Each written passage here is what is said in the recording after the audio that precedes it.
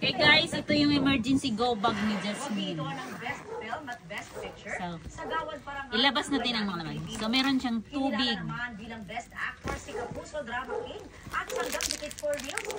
Biscuit. Biscuit. Biscuit. Emergency go bag ni Jasmine.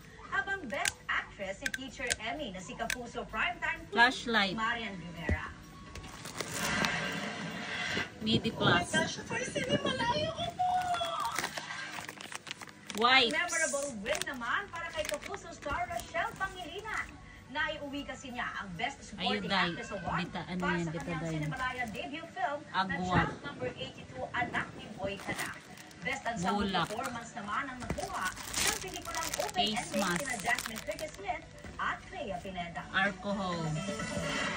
Susunod, Tissue. Ay, usapang transformation. Yan, panty, tsaka pamunas. At ang earthquake tsaka damit. Ayan yung kanya.